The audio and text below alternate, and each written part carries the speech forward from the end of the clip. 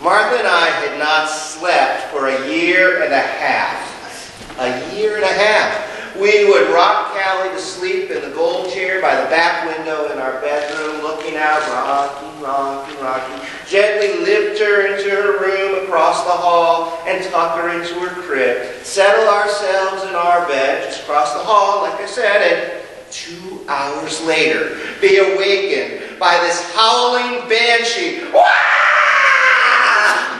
She'd be completely flipped out, and we would rush, we'd kind of wander over, stagger into her room. Callie, are you okay?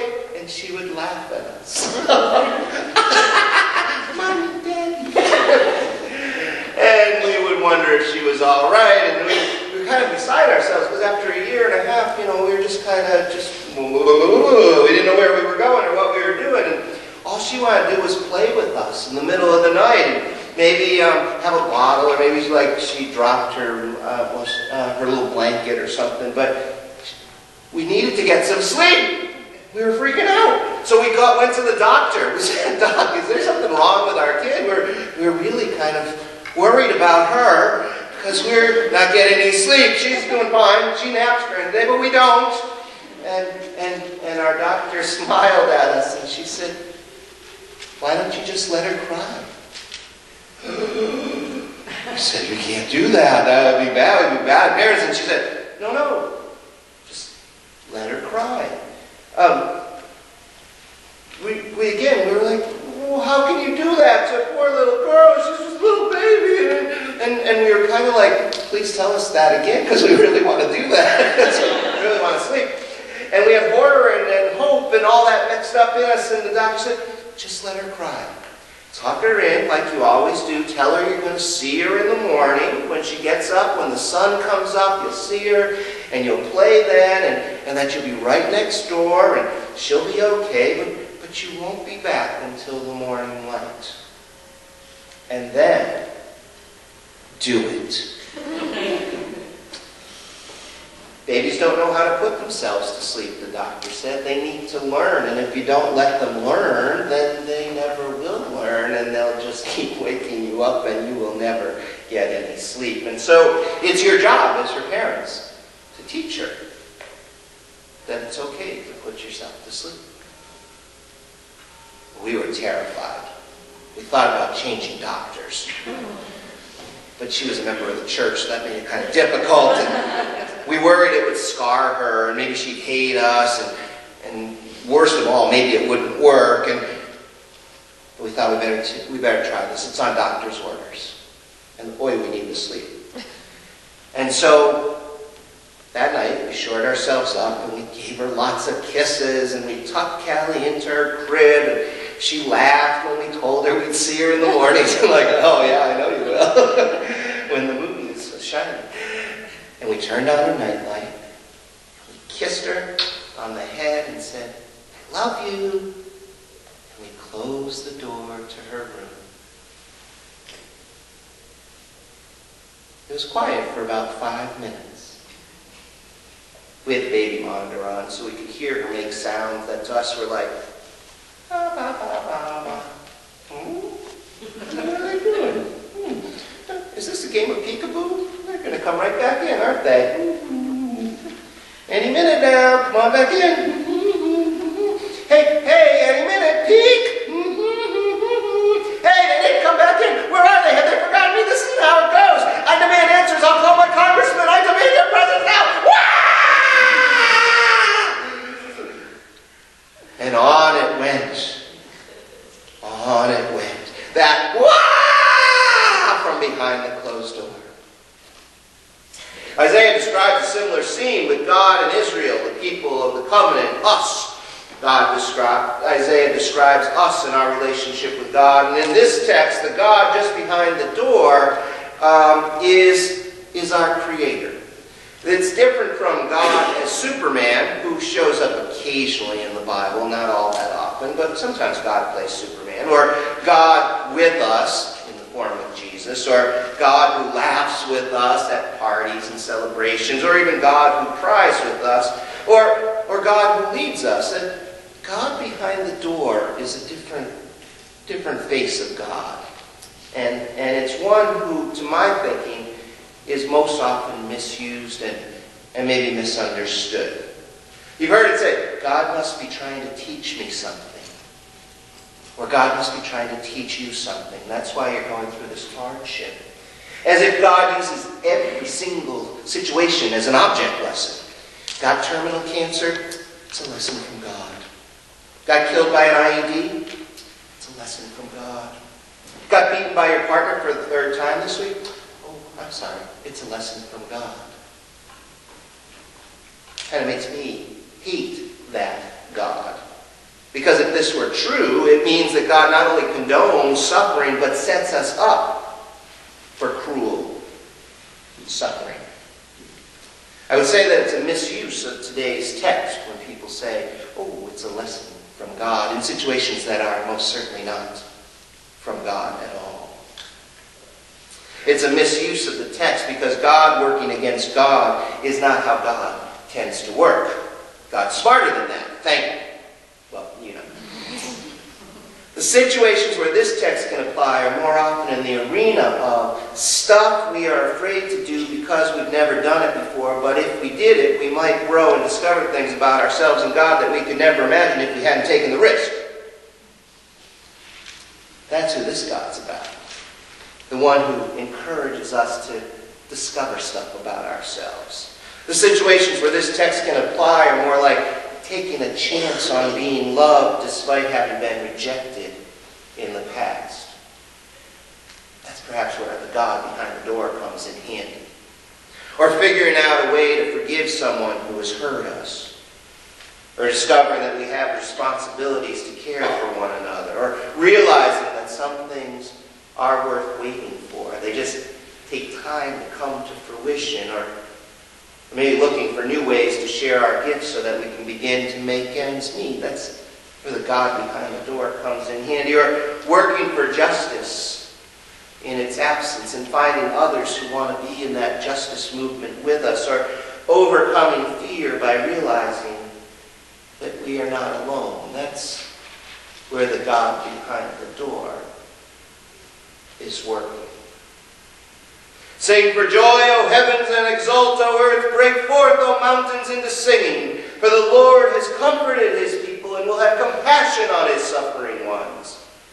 But Zion said, the Lord has forsaken me. My Lord has forgotten me. Wow!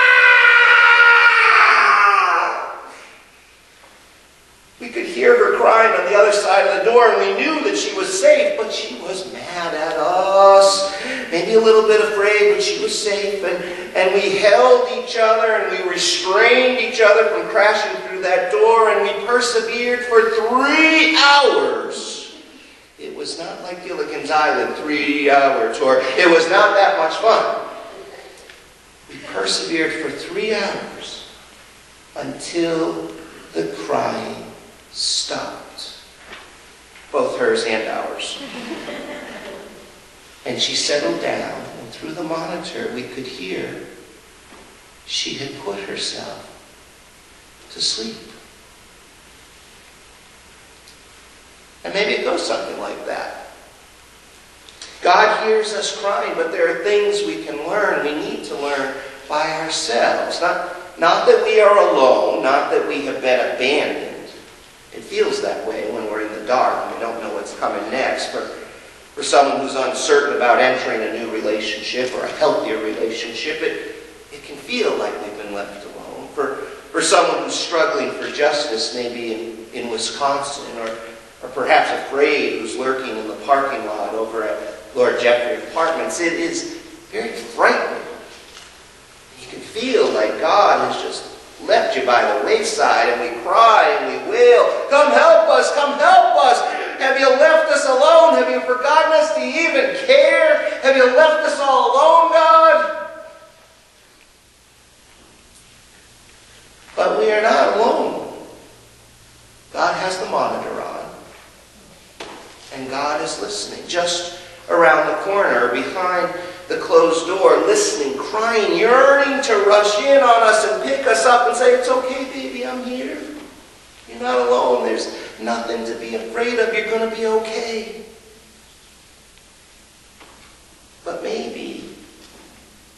things we can learn from not being rescued by God.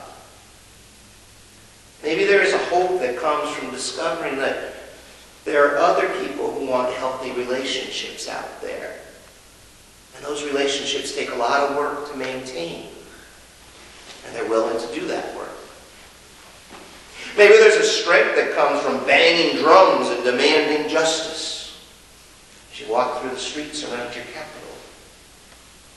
Maybe there's a courage that can appear when people gather and see one another in the light of day and discover that they are not really alone.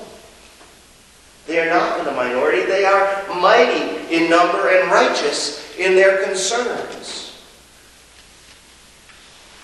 Maybe when we are allowed to grow and mature, we do. After the crying stopped, we waited for a few minutes, and we could hear Callie breathing deeply. The kind of breathing that comes with exhaustion and sleep. We tiptoed into her room, and her bed toys were strewn all over the floor, and her sheets were all ripped up and not torn, but ripped out from underneath how we had tucked her in. And she was sleeping. She was deeply sleeping. And I looked at Martha, and Martha looked at me, and we cried a little bit. Partly out of sorrow for what we had just put Callie through, but partly out of relief that she had finally put herself to sleep and she had learned how to do that, or she was learning how to do that, and partly out of pride that she had figured it out, even if it maybe came frozen exhaustion. We picked up her toys and we put them back in her crib the way she liked them. We took her blanket and pulled it over her so that she'd be warm and feel snugly. We kissed her little sweaty head and we closed the door, making sure the monitor was working. And we listened to her breathe.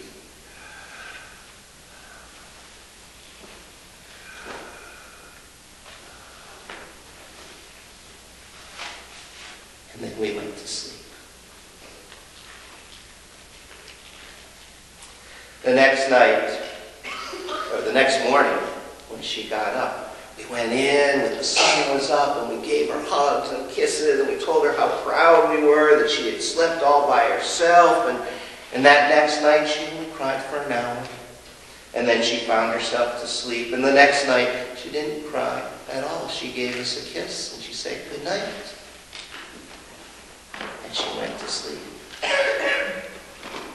Callie knew we'd be there in the morning. She learned that it was okay to trust the darkness and put herself to sleep. Can a woman forget her nursing child or show no compassion for the child of her womb? Even these may forget, yet God will not forget you. God says, "See, I have inscribed you on the palms of my hands." There are lots of ways to experience our Creator, and the Bible tells us of many of them, and some of us have had our own experiences. There's God as Superman, or God with us, or God who laughs with us, or God who cries with us, or God who leads us. At times when we're being challenged to learn and grow in the Spirit, when we're being asked to take a risk and move forward towards something healthier for ourselves and for those around us. I believe that today's text describes the God that we get. The God just behind the door, who yearns for our success, who trusts us to find our way, and who places our toys back in the crib around us.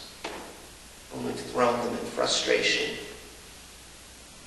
and comes in and kisses our sweaty head with love and pride when we've overcome our fears. We have not been forgotten. See, I have inscribed you on the palms of my hand. So says our God. Trust in the one just behind the door. Amen.